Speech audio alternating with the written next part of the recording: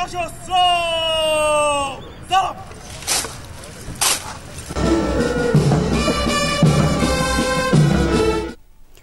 যুদ্ধ চায় না বাংলাদেশ। বিমান বাহিনীর বার্ষিক মহড়ায় প্রধান উপদেষ্টা যে কোনো পরিস্থিতির জন্য প্রস্তুত থাকার নির্দেশ। ভারত পাকিস্তান যুদ্ধ হই হই অবস্থার মধ্যে রয়ে গেছে। এই পরিস্থিতির মধ্যে প্রস্তুতি না নেওয়াটা আত্মঘাতী। লাইন অফ কন্ট্রোলে ভারতীয় যুদ্ধ বিমানকে পাকিস্তানের ধাওয়া, জোর করে যুদ্ধ বাধাতে চায় দিল্লি। অভিযোগ ইসলামাবাদের। সুপার ক্যাবিনেটের সাথে বৈঠক মোদির। শেখ হাসিনার অডিওর ফরেনসিক প্রমাণ পেয়েছে ট্রাইব্যুনালের তদন্ত সংস্থা। নিবন্ধন স্থগিত রেখে আওয়ামী লীগের বিচার করার দাবি এনসিপি। সবার মতামতের ভিত্তিতে গড়তে হবে নতুন বাংলাদেশ, বললেন ফখরুল। ফ্যাসিস্ট সমর্থকদের কারখানা বন্ধ করা ঠিক হয়নি, মন্তব্য রিজভির। বাজেট পরামর্শ কমিটি সভায় রাজস্ব নিয়ে ব্যবসায়ী নেতাদের বিস্তর অভিযোগ। শুধু প্রণোদনা চাইলে রাষ্ট্র পরিচালনা কঠিন, বললেন অর্থ উপদেষ্টা। নির্বাচন ব্যবস্থা সংস্কার প্রস্তাবের ব্যাপারে আজই মতামত পাঠাচ্ছে ইসি। মেয়র হিসেবে ইশরাকের গেজেট প্রকাশে ছিল আদালতের বাধ্যবাধকতা।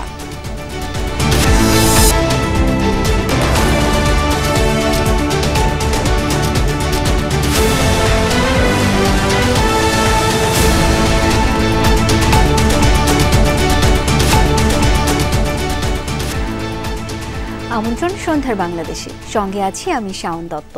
এতক্ষণ শিরোনাম দেখছিলেন। বাংলাদেশ যুদ্ধ চায় না, তবে ভারত পাকিস্তান যুদ্ধ হই হই করছে। তাই এমন পরিস্থিতিতে যুদ্ধের প্রস্তুতি না নেওয়াটা আত্মঘাতী, এই মন্তব্য করেছেন প্রধান উপদেষ্টা ডক্টর মোহাম্মদ ইউনূস। সকালে কর্মীটোলায় বিমান বাহিনীর বীর উত্তম একে খন্দকার ঘাঁটিতে আকাশ বিজয় নামে হয় এ বছরের বাৎসরিক মহড়া, যেখানে অন্তর্বর্তী সরকার প্রধানকে গার্ড অব অনার প্রদান করা হয়। অনুষ্ঠানে প্রধান উপদেষ্টা বলেন, প্রতিনিয়ত আসছে যুদ্ধের হুমকি। এই অবস্থায় যুদ্ধের প্রস্তুতি না নেওয়াটা হবে আত্মঘাতী। কর্মীটোলা বিমান ঘাঁটিতে বাংলাদেশ বিমান বাহিনীর বার্ষিক মহড়া আকাশ বিজয় 2025, যেখানে প্রধান অতিথি অন্তর্বর্তী সরকারের প্রধান উপদেষ্টা ডক্টর মোহাম্মদ ইউনূস। অন্তর্বর্তী সরকার প্রধান বিমান ঘাঁটিতে যাওয়ার পর তাকে গার্ড অফ অনার প্রদান করা হয়। বিমান বাহিনীর সামরিক প্রস্তুতি, কৌশলগত দক্ষতা ও আন্তঃবাহিনী সমন্বয়ের বহিঃপ্রকাশ ঘটে এই মহড়ায়। বিভিন্ন যুদ্ধ ও পরিবহন বিমান, helicopter, unmanned aerial vehicle, radar ও অন্যান্য আকাশ প্রতিরক্ষা ব্যবস্থার ইউনিট এতে অংশ নেয়। শত্রু এলাকায় অবতরণ ও উদ্ধার কার্যক্রম, যুদ্ধের প্রশিক্ষণ আর যান্ত্রিক দক্ষতার নিখুঁত ফ্লাইপাস্ট ছিল মহড়ার অন্যতম আকর্ষণ।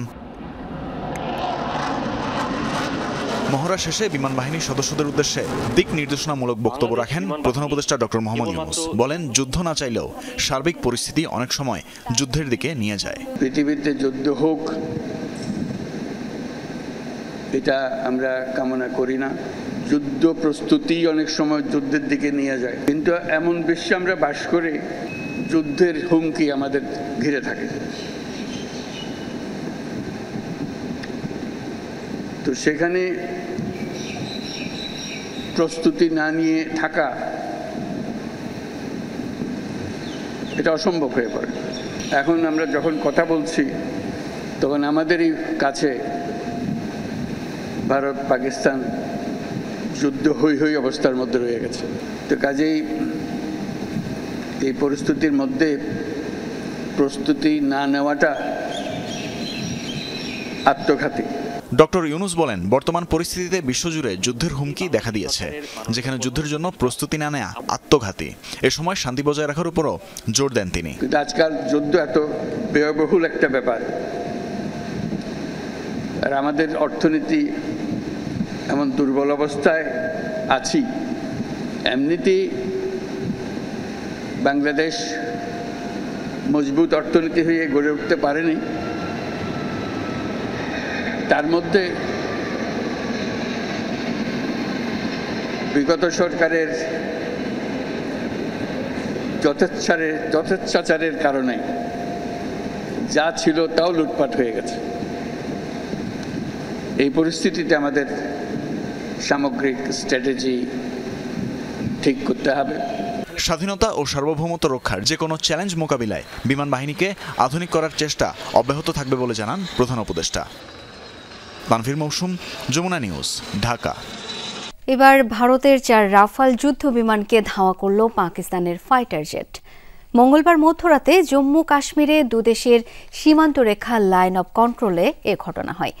পাকিস্তানের রাষ্ট্রীয় গণমাধ্যম পিটিভি জানায়, আকাশসীমা লঙ্ঘন না করলেও নিয়ন্ত্রণ রেখার খুবই কাছে টহল দিচ্ছিল ভারতীয় যুদ্ধ বিমানগুলো। পাকিস্তানের সাথে চরম উত্তেজনার মাঝেই এবার লাইন অফ কন্ট্রোলের কাছে দেখা মিলল ভারতীয় বিমান বাহিনীর 4 যুদ্ধ বিমান। নিয়ন্ত্রণ রেখার খুব কাছেই টহল দিচ্ছিল রাফাল মডেলের 4টি ফাইটার জেট। এ সময় পাকিস্তান বিমান বাহিনীর রাডারে শনাক্ত হয় ভারতীয় যুদ্ধ বিমানগুলো। পর মুহূর্তেই তৈরি হয় উত্তেজনা। ভারতীয় বিমান বাহিনীর রাফাল ফাইটার জেটগুলোকে ধাওয়া করার উদ্দেশ্যে রওনা দেয় কয়েকটি পাকিস্তানি যুদ্ধ বিমান। এক পর্যায়ে পাকিস্তানের যুদ্ধ বিমানগুলোর তাড়া খেয়ে পালাতে বাধ্য হয় রাফাল ফাইটার জেটগুলো।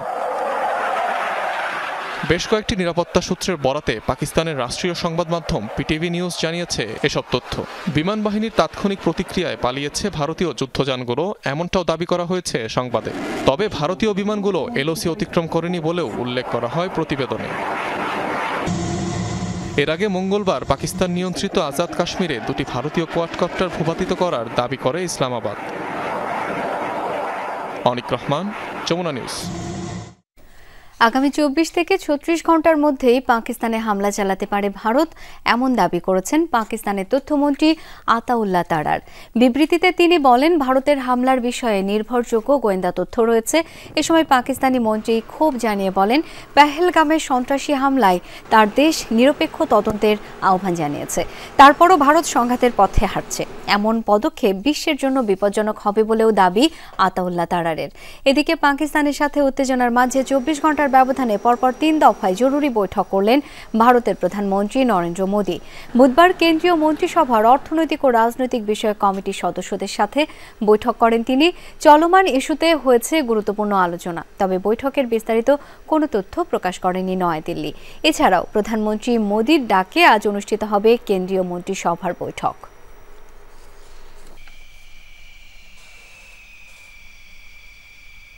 226টি মামলা হয়েছে, মানে 226 জনকে হত্যার লাইসেন্স পেয়েছি। সাবেক প্রধানমন্ত্রী শেখ হাসিনার এমন অডিও রেকর্ডের ফরেনসিক প্রমাণ মিলেছে। বিষয়টি ট্রাইব্যুনালকে অবহিত করেছে প্রসিকিউশন টিম। চিফ প্রসিকিউটর জানিয়েছেন, অডিওটি এআই দিয়ে তৈরি নয়, এটি শেখ হাসিনারই কণ্ঠস্বর বলে নিশ্চিত হওয়া গেছে। গত বছরের 5 আগস্ট ছাত্র জনতার গণঅভ্যুত্থানের পর ভারতে পালিয়ে যান তৎকালীন প্রধানমন্ত্রী শেখ হাসিনা। সেখান থেকে একের পর এক উস্কানিমূলক বক্তব্যের অভিযোগ আছে তার বিরুদ্ধে। এর মধ্যে কয়েকটি অডিও রেকর্ড সামাজিক মাধ্যমে ভাইরাল হয়। একটি অডিওতে শেখ হাসিনাকে বলতে শোনা যায়, 226 জন আমার বিরুদ্ধে মামলা করেছে, মানে 226 জনকে হত্যার লাইসেন্স পেয়েছি। এছাড়াও আরও বেশ কয়েকটি অডিও আমলে নেয় আন্তর্জাতিক অপরাধ ট্রাইব্যুনালের তদন্ত সংস্থা। তারা অডিওগুলো জব্দ করে আদালতের মাধ্যমে ফরেনসিকে পাঠায়। প্রায় 5 মাস পর এই ফরেনসিক রিপোর্ট হাতে পেয়েছে তদন্ত সংস্থা। 226 জনকে হত্যার বিষয়ে দেয়া বক্তব্যটি সাবেক প্রধানমন্ত্রী শেখ হাসিনার কণ্ঠস্বর হিসেবে প্রমাণিত, বলছে ফরেনসিক ডিপার্টমেন্ট। এই ঘটনায় বুধবার আন্তর্জাতিক অপরাধ ট্রাইব্যুনালে শেখ হাসিনার বিরুদ্ধে আদালত অবমাননার অভিযোগ দায়ের করে প্রসিকিউশন টিম। তাদের এই কনভারসেশনটা এটা সিআইডির ফরেনসিক ল্যাবরেটরিতে পরীক্ষার জন্য পাঠানো হয়। পরীক্ষা করে সিআইডি মতামত দেয় যে এই কথোপকথনটি শেখ হাসিনা এবং শাকিল আহমেদের মধ্যেই হয়েছে, এটা বানানো কোনো কনভারসেশন নয় এবং এটা এআই জেনারেটেড নয়। তার প্রেক্ষিতেই আমরা আজকে আদালতের কাছে 11(4) ধারা অনুযায়ী আবেদন করেছিলাম তাদের বিরুদ্ধে কন্টেম্প্ট প্রসিডিংস ড্র করার জন্য বা শাস্তিমূলক ব্যবস্থা গ্রহণের জন্য। চিফ প্রসিকিউটর বলছেন, এই অডিওর মাধ্যমে শেখ হাসিনা মামলার বাদী ও তদন্ত কর্মকর্তাদের ভয়ভীতি দেখিয়েছেন। আদালত শেখ হাসিনা সহ ফোন কলের অপর প্রান্তের ব্যক্তিকেও ব্যাখ্যা দিতে বলেছেন। এই কথোপকথনের মাধ্যমে এইটা তদন্ত সংস্থার কাছে সুস্পষ্ট হয়েছে যে এই দুজন অপোজিট পার্টি অর্থাৎ আসামি শেখ হাসিনা এবং শাকিল আহমেদ তাদের কথোপকথনের মাধ্যমে আন্তর্জাতিক অপরাধ ট্রাইব্যুনালে চলমান যে বিচার প্রক্রিয়া তার সাক্ষীদেরকে ভয়ভীতি দেখিয়েছেন, বিচার প্রক্রিয়াকে বাধাগ্রস্ত করার চেষ্টা করেছেন এবং এইখানে যে মামলাগুলো রয়েছে সেগুলোকে প্রেজুডিস করার চেষ্টা করেছেন। তার প্রেক্ষিতে তিনি মনে করেন, তদন্তকারী কর্মকর্তা মনে করেছেন যে এটার বিরুদ্ধে আইনগত ব্যবস্থা গ্রহণ করা না হলে সাক্ষীরা এই মামলায় সাক্ষ্য প্রদান করতে ভয় পাবেন এবং এই মামলার বিচার এবং তদন্ত প্রক্রিয়া বাধাগ্রস্ত হবে। এদিন জুলাই আগস্টে গণহত্যার অভিযোগে কারাগারে থাকা সাবেক মন্ত্রী দীপু মনি স্বামীর অসুস্থতার অজুহাতে প্যারোলে মুক্তি চেয়ে আবেদন করে ট্রাইব্যুনালে। এ বিষয়ে শুনানি শেষে দীপু মনিকে স্বরাষ্ট্র মন্ত্রণালয়ে আবেদন করতে বলেছে আদালত। এছাড়াও নারায়ণগঞ্জের গণহত্যার মামলায় 8 জনের বিরুদ্ধে নতুন করে গ্রেপ্তারি পরোয়ানা জারি করেছে ট্রাইব্যুনাল। আশিক মাহমুদ, যমুনা নিউজ, ঢাকা। দলগতভাবে আওয়ামী লীগকে বিচারের আওতায় আনতে বিচার চলাকালীন স্থগিত করতে হবে আওয়ামী লীগের নিবন্ধন, কথা বলেছেন জাতীয় নাগরিক পার্টির আহ্বায়ক নাহিদ ইসলাম। বিকেলে পল্টনে ইসলামী আন্দোলন বাংলাদেশের কেন্দ্রীয় কার্যালয়ে তাদের সহ আমাদের বাংলাদেশ পার্টির সাথে সংলাপ শেষে কথা বলেন এনসিপি আহ্বায়ক। নাহিদ বলেন, মানবিক করিডোরের বিষয়ে সিদ্ধান্ত নেওয়ার আগে রাজনৈতিক দলগুলোর সাথে আলোচনা করে নেওয়া উচিত ছিল। এই বিষয়ে রাজনৈতিক দলগুলোর পরিষ্কার কোনো ধারণা নেই। মানবিক করিডোর নিয়ে জাতীয় সংলাপের প্রয়োজন বলেও মনে করেন নাহিদ। দেশজুড়ে চাঁদাবাজি সহ পুরনো সংস্কৃতি ফিরে আসছে উল্লেখ করে তিনি বলেন, সংস্কার ছাড়া নির্বাচনের সুযোগ নেই। এ সময় ইসলামী আন্দোলন বাংলাদেশের আমির বলেন, আওয়ামী ফ্যাসিবাদ বিরোধী সকল শক্তিকে দেশ গঠনে ঐক্যবদ্ধ থেকে কাজ করতে হবে। দ্রুত অপসারণ করতে হবে প্রশাসনে বিদ্যমান ফ্যাসিবাদের দোসরদের। আর এবি পার্টির চেয়ারম্যান বলেন, একতা ভাঙার চেষ্টা হলে রাজনৈতিক দলগুলো তা প্রতিহত করবে। দলগতভাবে আওয়ামী লীগকে বিচারের আওতায় আনা এবং বিচার চলাকালীন সময় আওয়ামী লীগের রাজনৈতিক কার্যক্রম নিষিদ্ধ করা, নিবন্ধন স্থগিত করা ইত্যাদি বিষয়ে আলোচনা করেছেন। আমরা আমাদের অবস্থান বলেছি, ওনারাও এ বিষয়ে ঐক্যমত পোষণ করেছেন। জাতীয় সিদ্ধান্ত নেওয়ার ক্ষেত্রে রাজনৈতিক দলগুলোর সাথে আসলে আলোচনার প্রয়োজন এবং সরকার, আমরা এখন আসলে স্পষ্ট হই নাই যে এই করিডোর বা সেখানে রোহিঙ্গা প্রত্যাবর্তনের বিষয়টা আসলে কিভাবে থাকবে। বাংলাদেশ ও মিয়ানমার সরকার একমত হলে রাখাইনে খাদ্য সহায়তা পাঠাতে করিডোর চালু করতে পারে জাতিসংঘ, একথা বলেছেন ঢাকায় নিযুক্ত জাতিসংঘের আবাসিক সমন্বয়কারী গোয়েন লোয়েস। বুধবার দুপুরে এক বিবৃতিতে কথা জানায় ঢাকায় জাতিসংঘের আবাসিক সমন্বয়কারী। এতে বলা হয়, রাখাইনে মানবিক পরিস্থিতির অবনতি নিয়ে তারা উদ্বিগ্ন। বাংলাদেশে জাতিসংঘ রোহিঙ্গা শরণার্থীদের সহায়তা অব্যাহত রেখেছে। রোহিঙ্গাদের আশ্রয়দাতা হিসেবে বাংলাদেশের প্রতি আন্তর্জাতিক সম্প্রদায়ের সমর্থন জোরদার করতে কাজ করবে সংস্থাটি। আরও বলা হয়, বাংলাদেশ থেকে মিয়ানমারের সীমান্ত পেরিয়ে যে কোনো মানবিক সহায়তা পাঠানোর জন্য প্রথমে দুই সরকারের মধ্যে সম্মতি প্রয়োজন। সীমান্ত অতিক্রম করে সহায়তা প্রদানের জন্য জাতিসংঘের সংশ্লিষ্ট সরকারের অনুমতি নিতে হয়। এছাড়া জাতিসংঘ সরাসরি হস্তক্ষেপ করতে পারবে না বলে জানানো হয়েছে। গণতন্ত্র ও কথা বলার অধিকার প্রতিষ্ঠা করে নতুন বাংলাদেশ নির্মাণের সুযোগ এসেছে।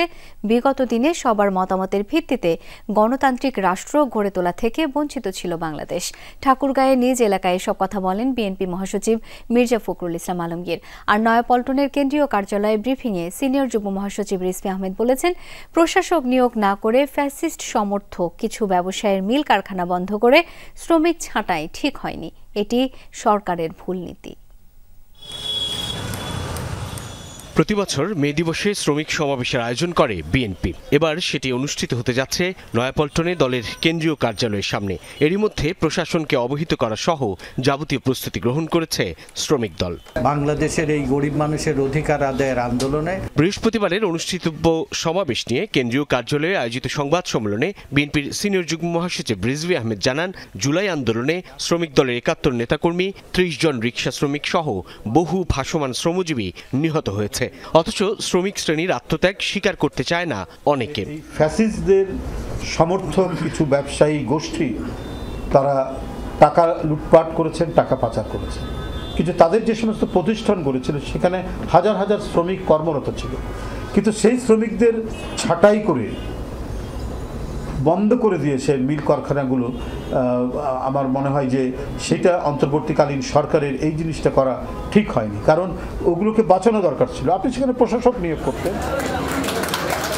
বুধবার দুপুরে বিএনপি মহাসচিব মির্জা ফখরুল তার নিজ জেলা ঠাকুরগাঁওয়ের Gobindanagar Catholic mission Mother Teresa school পরিদর্শন করেন। চতুর্দিকে অনেক হানাহানি আছে, বিভেদ আছে, আমাদের দেশেও আছে, সব মিলিয়ে তারপরেও কিন্তু আমরা কখনো আশা হারাই না।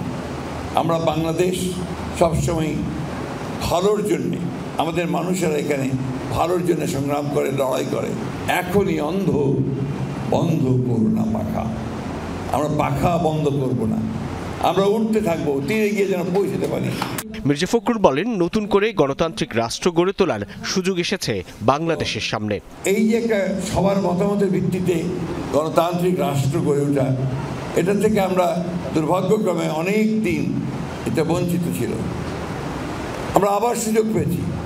আমাদের ছেলেমেয়েরাই তাদের বুকের তাজা রক্ত দিয়ে আমাদেরকে আবার নতুন একটা সুযোগ তৈরি করে দিয়েছে, যেখানে সত্যিকার অর্থেই আমরা গণতন্ত্র প্রতিষ্ঠা করতে পারি, সকলের কথা বলার যে অধিকার সেটাকে প্রতিষ্ঠা করতে পারি।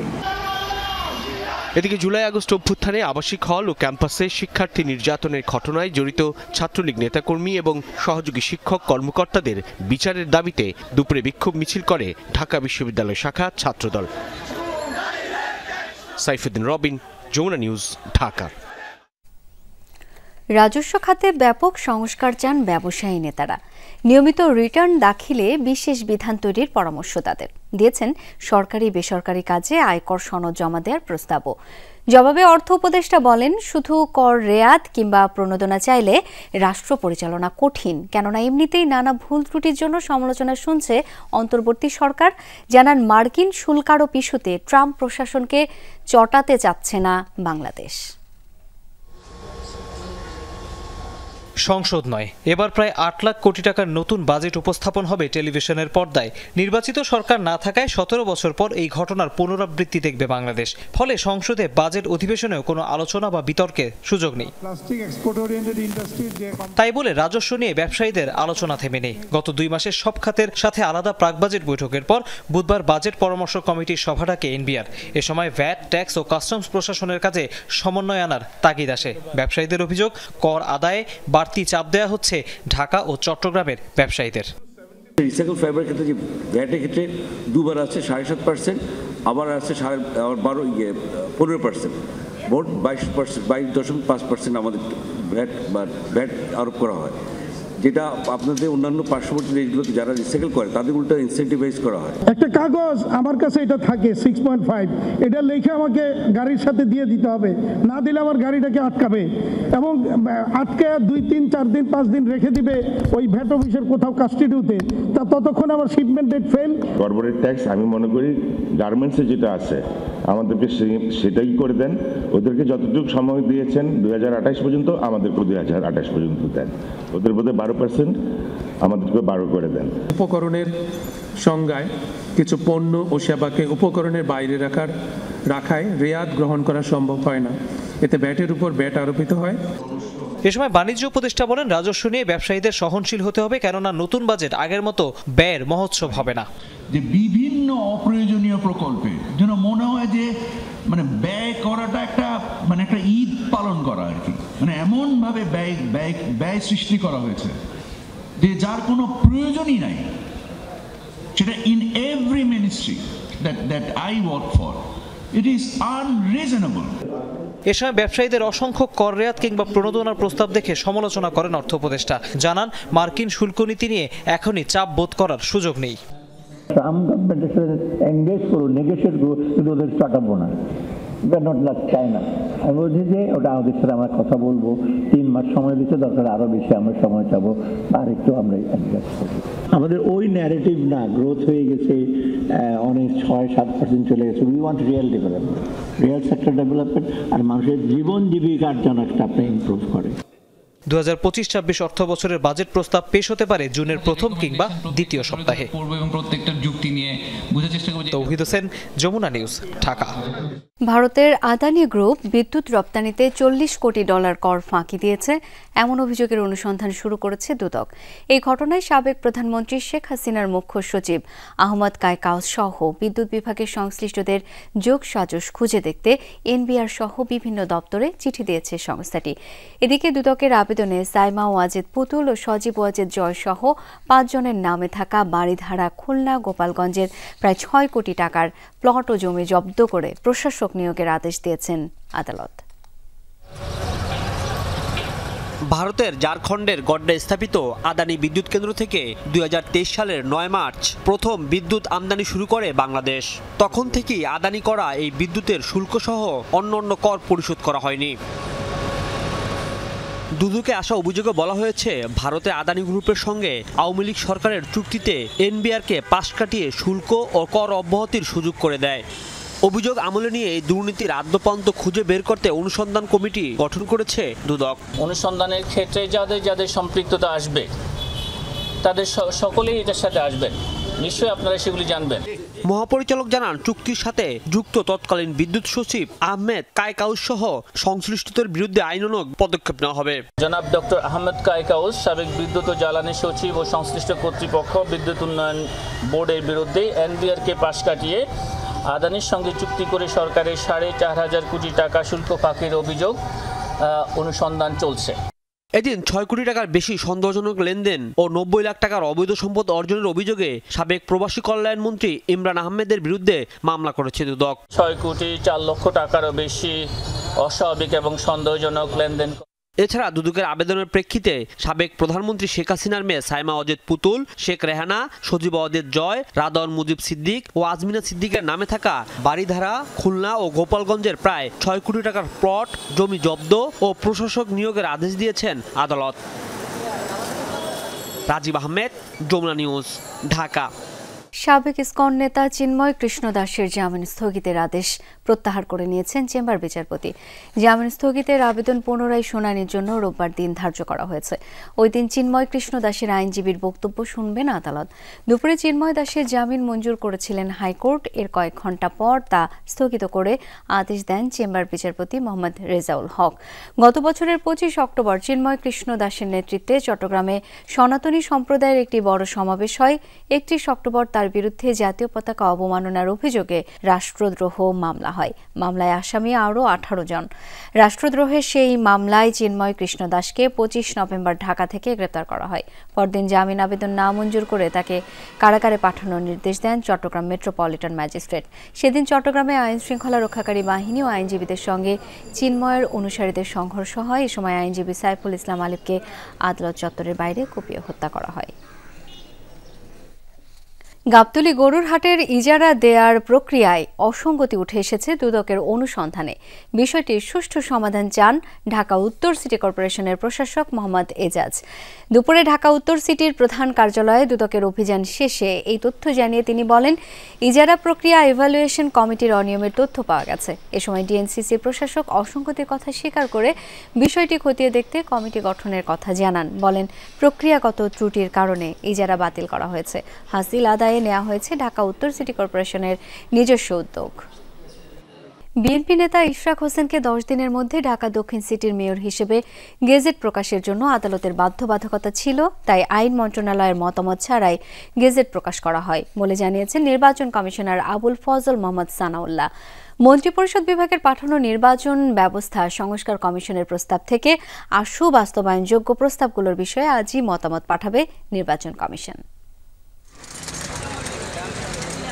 ঢাকা দক্ষিণ সিটি কর্পোরেশন নির্বাচনের 5 বছর পর আদালতের রায় মেনে গত 27 এপ্রিল বিএনপি নেতা ইশরাক হোসেনকে মেয়র ঘোষণা করে গ্যাজেট প্রকাশ করে ইসি। এ নিয়ে আইন উপদেষ্টা গণমাধ্যমকে জানিয়েছিলেন, মন্ত্রণালয়ের মতামত ছাড়াই ইশরাকের গ্যাজেট প্রকাশ হয়েছে।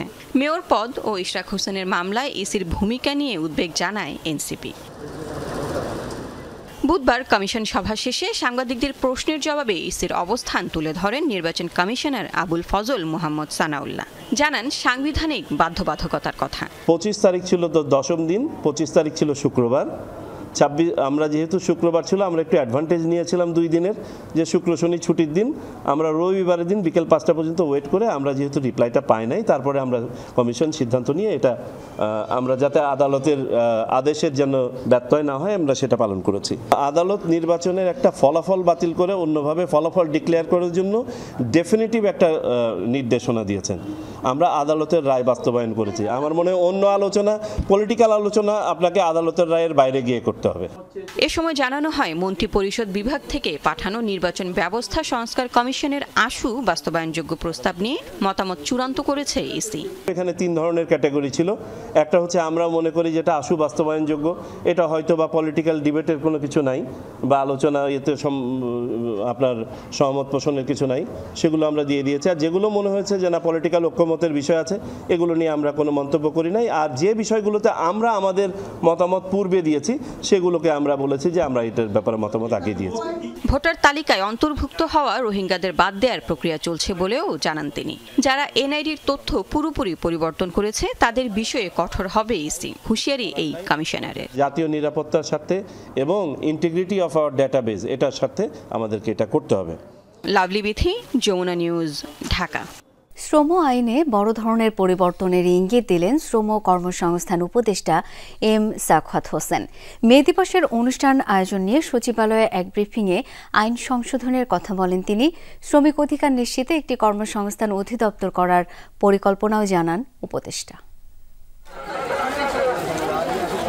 গত বছরের 5 আগস্ট পট পরিবর্তনের পর বিভিন্ন শিল্পে শ্রমিক অসন্তোষ এবং তাদের 18 দফা দাবির পর বিদ্যমান শ্রম আইনে সংশোধনী আনার উদ্যোগ নেয় অন্তর্বর্তীকালীন সরকার। সকালে মে দিবস উপলক্ষে আয়োজিত ব্রিফিংয়ে শ্রম উপদেষ্টা জানান, এ নিয়ে শ্রমিক মালিক সরকার ত্রিপক্ষীয় বৈঠক হয়েছে। সব পক্ষের স্বার্থ রক্ষা করে দ্রুত বিদ্যমান আইনের পরিবর্তন আনা হবে।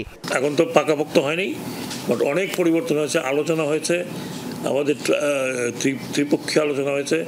ত্রিপক্ষীয় আলোচনার ক্ষেত্রে যে সমস্ত প্রপোজাল আমরা পেয়েছি, যেগুলো আমরা অ্যাকসেপ্ট করেছি, সেগুলো আইনতে বলা হয়েছে। এখন সেগুলোকে ফাইনালাইজ করতে হবে। উপদেষ্টা বলেন, মালিক শ্রমিক দূরত্ব কমিয়ে আনতে চায় সরকার। শ্রমিকের অধিকার নিশ্চিতে মন্ত্রণালয়ের অধীনে একটি কর্মসংস্থান অধিদপ্তর করার চিন্তা রয়েছে। আমরা আমাদের কর্মসংস্থান উইং তৈরি করার চেষ্টা করছি। কর্মসংস্থান উইং মানে অধিদপ্তর যদি হয়ে যায়, যত তাড়াতাড়ি সম্ভব যদি হয়ে যায়, তাহলে আমরা তো কর্মসংস্থান অধিদপ্তরটাকে এস্টাবলিশ করে আমরা কর্মসংস্থানের যেসব ক্ষেত্রগুলো আছে সেই ক্ষেত্রগুলোকে ট্রেনিং দেওয়ার ব্যবস্থা করব। এবারের মে দিবসের স্লোগান শ্রমিক মালিক এক হয়ে গর্ব এ দেশ নতুন করে। দিবসটি উপলক্ষে র্যালি, আলোচনা সভা সহ সারা দেশে নানা ধরনের অনুষ্ঠানের পরিকল্পনা নেওয়া হয়েছে সরকারের পক্ষ থেকে। শ্রমিক মালিক এক হয়ে গর্ব এ দেশ নতুন করে। Arifur Rahman Sabuj, Jamuna news, Dhaka. Bangladesh Zimbabwe test series. Chattogram টেস্টে জিম্বাবুয়েকে ইনিংস ও 106 রানের ব্যবধানে হারালো বাংলাদেশ। ঘরের মাঠে 17 মাস পর জয় পেল টাইগাররা। সাথে 3 দিনে ম্যাচ জিতে 1-1 সমতায় সিরিজ শেষ করল স্বাগতিকরা। মিরাজ তাইজুলের ঘূর্ণিতোপে দ্বিতীয় ইনিংসে 111 রানে অল আউট হয় সফরকারীরা। ব্যাট হাতে সেঞ্চুরির পর বল হাতে 5 তুলে নিয়ে ম্যাচ ও সিরিজ সেরা মেহেদী মিরাজ। বলা হয়ে থাকে সকালের সূর্য নাকি পুরো দিনের গল্প বলে। চট্টগ্রাম টেস্টের তৃতীয় দিনের সকালে বাংলাদেশ দল যেভাবে খেলেছে, বিশেষ করে মেহেদী হাসান মিরাজ আর তানজিম হাসান সাকিব, তাতেই এই টেস্টে জিম্বাবুয়ের এপিটাফ লেখা হয়ে গেছে। 7 উইকেটে 291 রান নিয়ে তৃতীয় দিনের খেলা শুরু করেন আগের দিনের 2 সেট ব্যাটার তাইজুল ইসলাম আর মিরাজ। দলীয় 342 রানে 20 রান করা তাইজুল আউট হলে ভাঙে দুজনের 63 রানের জুটি। এরপর ডেবিউটেন্ট সাকিবের সঙ্গে মিরাজ করেন 96 রানের জোট। বাংলাদেশি হিসেবে টেস্ট অভিষেকে 10 নম্বরে নেমে দ্বিতীয় সর্বোচ্চ 41 রান করেন সাকিব। সাকিবের আউটের খানিক বাদে সেঞ্চুরি তুলে নেন মিরাজ। 104 রানের অনবদ্য ইনিংস খেলার পথে পেরিয়েছেন টেস্ট ক্যারিয়ারের 2000তম রান। তাতেই দ্বিতীয় বাংলাদেশি হিসেবে টেস্টে 2000 রান আর 200 উইকেটের মাইলফলক স্পর্শ করলেন এই ডানহাতি। মিরাজ নৈপুণ্যে বাংলাদেশের লিড 217। জিম্বাবুয়ের হয়ে 5 উইকেট নেন অভিষিক্ত ভিনসেন্ট মাসেকেসে। জবাবে ব্যাটিং কল্যাপসে পড়ে সফররতরা। 8 রানে 2, 22 রানে জিম্বাবুয়ে হারায় 3 উইকেট। স্কোরবোর্ডে যখন 69, জিম্বাবুয়ের অর্ধেক ব্যাটার তখন প্যাভিলিয়নে। সব মিলিয়ে তাদের ইনিংস থামে 110 রানে। বাংলাদেশের জয় 1 ইনিংসও 106 রানের বড় ব্যবধানে। মিরাজ 5, তাইজুল নেন 3 উইকেট। সিলেট টেস্টে হারার পর চট্টগ্রাম টেস্টের প্রথম দিনের শুরুটাও বাংলাদেশ দলের ভালো হয়নি, কিন্তু বাকি 2.5 দিন দারুণ ক্রিকেট খেলে চট্টগ্রাম টেস্টটা নিজেদের করে নিয়েছেন মিরাজ, শান্তরা। ফলে সিলেট টেস্ট হারের পর সিরিজ হারানোর যে শঙ্কাটা গেঁথে বসেছিল, সেই শঙ্কা কেটে গেছে। বাংলাদেশ দল এক প্রকার একটা লজ্জা থেকেও বেঁচে গেছে। আফনান পিয়াল, যমুনা স্পোর্টস, বীরশ্রেষ্ঠ মতিউর রহমান স্টেডিয়াম, চট্টগ্রাম। নেত্রকোনায় বন্ধুর হবু স্ত্রীকে ধর্ষণের অভিযোগে গ্রেপ্তার ছাত্রদল নেতাকে জেল হাজতে পাঠিয়েছেন আদালত। অভিযুক্ত ফয়সালকে বহিষ্কার করেছে ছাত্রদলের জেলা কমিটি। ভিকটিমকে ভর্তি করা হয়েছে হাসপাতালে। ঘটনাটি খতিয়ে দেখছে পুলিশ। নেত্রকোনা শহরে বাড়ি ভুক্তভোগী মেয়ের, ছেলের কলমাকান্দায়। দুজনেই কলেজ শিক্ষার্থী। প্রেম থেকে ঠিকঠাক হয় বিয়ের দিনক্ষণ। তার আগে গেল সোমবার হবু স্ত্রীকে নিয়ে দুর্গাপুরে বেড়াতে যান ওই তরুণ। ওঠেন সেখানকার একটি আবাসিক হোটেলে। দুর্গাপুরের ছাত্রদল নেতা ফয়সাল হবু স্বামীর বন্ধু। মামলার এজাহারে উল্লেখ, ফয়সালের ঠিক করা হোটেলেই ওঠেন দুজন। সোমবার বিকেলে ওই তরুণ খাবার কিনতে গেলে ফয়সাল পুলিশকে জানায় তার বন্ধু ছাত্রলীগের রাজনীতিতে জড়িত, তাই দ্রুত গ্রেফতার করতে হবে। এই সুযোগে ফয়সাল সেই কলেজ ছাত্রীকে ধর্ষণ করে বলে অভিযোগ ওঠে। তারা পরস্পরের পরিচিত এবং তারা পরস্পর বন্ধু। তারা বসে একত্রে কথাবার্তা বলতে থাকে। কথাবার্তা বলার এক পর্যায়ে আসামি ফয়সাল আহমেদ দুর্জয় জোরপূর্বক ধর্ষণ করে। সোমবার রাতেই মামলা করেন ভিকটিম। গ্রেফতার করা হয় অভিযুক্ত ফয়সালকে। বুধবার তাকে আদালতে হাজির করে পুলিশ। বিচারক আসামিকে জেল হাজতে পাঠানোর নির্দেশ দেন। ভিকটিমকে ভর্তি করা হয়েছে হাসপাতালে। নারী নির্যাতন দমন আইনের ধর্ষণ মামলা রুজু হয়। ডাক্তারি পরীক্ষা করানোর জন্য নেত্রকোনা আধুনিক সদর হাসপাতালে প্রেরণ করা হয়েছে। আসামি থানায় হেফাজতে আছে। অভিযুক্ত ফয়সাল দুর্গাপুর উপজেলা ছাত্রদলের যুগ্ম আহ্বায়ক। তাকে এরই মধ্যে সংগঠন থেকে বহিষ্কার করা হয়েছে। ওবায়দুর রহমান, যমুনা নিউজ। নতুন করে আরও 24টি দেশীয় পণ্যকে জিওগ্রাফিক্যাল ইন্ডিকেশন জিআই বা ভৌগোলিক নির্দেশক সনদ দিয়েছে শিল্প মন্ত্রণালয়। বিকেলে বিশ্ব মেধা সম্পদ দিবসে রাজধানীর ফরেন সার্ভিস একাডেমিতে এক অনুষ্ঠানে এই সনদ প্রদান করা হয়। শিল্প ও সংস্কৃতি উপদেষ্টারা নরসিংদীর লটকন, মধুপুরের আনারস, ভোলার মহিষের দুধের কাঁচা দই, মাগুরার হাজরাপুরি লিচু, ব্রাহ্মণবাড়িয়ার ছানামুখী মিষ্টি সহ 24টি পণ্যের জিআই সনদ আবেদনকারী সংশ্লিষ্ট প্রতিষ্ঠান বা জেলা প্রশাসকদের হাতে তুলে দেন। দেশে বর্তমান জিআই পণ্য 55টি। এই ছিল আজকে সন্ধ্যার বাংলাদেশের আয়োজনে। এতক্ষণ আমাদের সাথে থাকার জন্য সবাইকে অসংখ্য ধন্যবাদ।